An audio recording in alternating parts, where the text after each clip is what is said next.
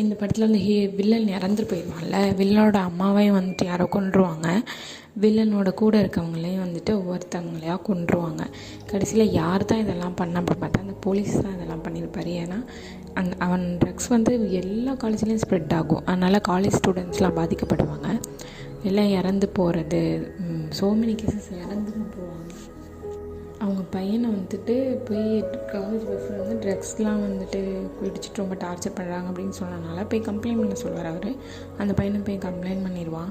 ஆனால் அடுத்து பார்த்தா அந்த பையனை வந்து வேணுக்குன்னா ட்ரக்ஸை வாயில் ஊற்றி அவன் வந்து ட்ரக்ஸ் அடித்து சாத்த மாதிரி அவனை அடித்தே கொன்றுவாங்க. இவங்க எல்லாத்தையும் பழி வாங்கிறதுக்காக தான் வந்து அந்த போலீஸ்கார் வந்துட்டு அவனை கொன்று எல்லாமே பண்ணுவார். இதெல்லாம் யார் மூலியமாக பண்ணுவார்னா சிட்டு மூலியமாக பண்ணுவார்.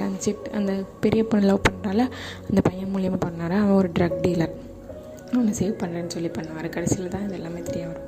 அந்த பொண்ணோட மாமா தள்ளி விட்டனால போய் அவர் விழுந்ததான் செஞ்சுருப்பான், செத்துருக்க மாட்டான். இந்த போலீஸ் தான் வந்து வச்சு கொண்டிருப்பார். அவங்க அம்மாவையும் அவர் தான் கொண்டிருப்பார். இந்த ட்ரக்ஸை வந்து எல்லாத்துலேயும் அழிக்கணுன்றதுக்காக கொண்டிருப்பார். கடைசியில் இவங்களும் வீட்டை காலி பண்ணிட்டு போயிடுவாங்க.